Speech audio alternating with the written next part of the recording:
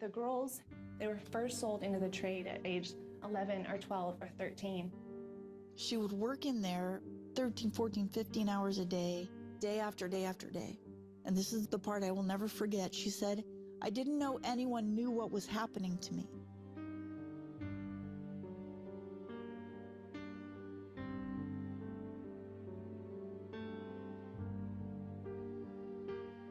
This is one of several Korean brothels on this road. Women are usually sold for about $50 to $100 based on online reviews. Men actually will go online and rate their encounters with these women. This little girl was from Nebraska. Her friends set her up.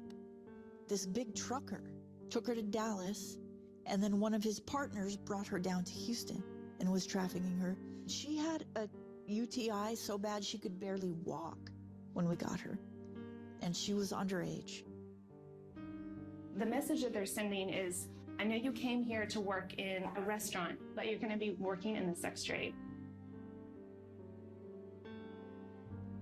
No one wakes up one day and says, "Oh, I just want to go take my clothes off, gyrate and be groped, or be violated, or in some cases abused physically." Spend the weekend with your dad's friend, or go across the street to this man and he's going to give you money for our light bill. I've encountered that. 2 of the 3 survivors on our staff were sold by their parents.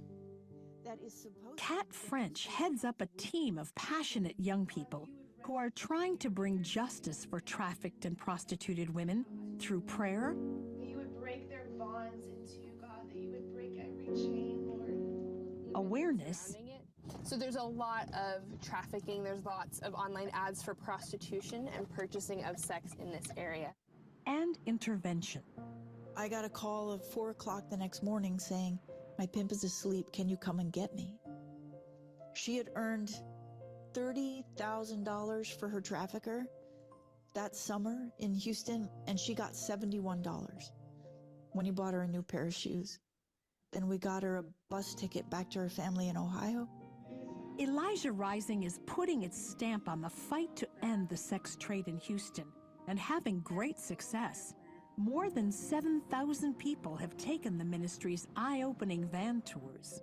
You can see all this stuff looks like it's totally closed down, but you turn the corner and this parking lot would be completely full, you know, weekend nights, sometimes even evening nights.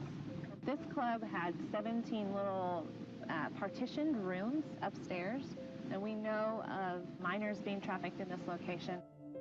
These experiences have prompted private citizens to create an uproar that has led to the closing of several brothels.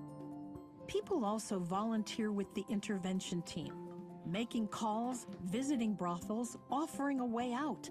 One of their most effective tools, a lipstick with the hotline number hidden in the barcode. The older female got up to go to the bathroom. The outreach worker swooped in and said, "Do you need help?" And the young girl pulled out this tube of lipstick and she said, "I need someone to call this phone number for me right now." And it was our rescue number. With all their success, Elijah Rising now faces a bigger problem: how to help those who are ready to break free. We give out those numbers, and it's hard because the only place right now we have for them to put them is so temporary. It's only a couple of days, and then we got to find them something else. And it's not even configured for a girl out of their life. It's for domestic abuse victims. And, you know, they get lonely, they get bored and stir crazy really quick. So what do? They call somebody, takes them right back where they were. My long-term vision is to innovate, because we need it. After all, recidivism rate is 75%. We need something new on the horizon. So why not here? Why not us?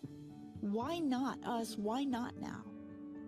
With that purpose in mind, Orphan's Promise is coming alongside Kat and her team in a new venture, an 85-acre farm outside Houston. Already, they're working hard to renovate existing buildings, preparing a place for girls, women, and their children to come for healing and restoration. Girls who think nobody could possibly love them after what they've done. Girls who are estranged from their families. Girls who are scared and could easily run back to the sex trade because it's all they know. When they come here, they'll have a community. Because believe me, she didn't get into the trade alone. She got into the trade with a constellation of bad people around her. And so when she comes here, she's going to have a community. Some of the innovative care will include equine therapy, trauma-based counseling, small business enterprise, self-sustainability projects, and basic life skills. And so that's a big thing, is you're worth it to learn these skills so that you can really dream for your future, that it really absolutely is still possible no matter what you've been through. It just doesn't matter. It doesn't trump the call of God on their life. All right, slide it in towards me. The restoration process at the farm is daunting at times, so it's encouraging to see the community and local churches supporting the effort. A nearby nursery will donate a prayer garden. A men's group financed basic supplies to get temporary running water. The gifts of trucks, horses, domestic supplies, and most Saturdays, a crew of volunteers. Today, we're actually planting a garden. My husband is hanging some barn doors. It's amazing to go to the streets to see who you're impacting, and then on this side of it, to see that when, not if, but when the Lord brings them out of that there's a place like this. So it's very humbling. The evils in the human trafficking industry are unspeakable, and the enemy seeks to steal, kill, and destroy. But we are united with Elijah Rising and steadfast in our commitment to bring healing, justice, and deliverance to victims of this terrible trade.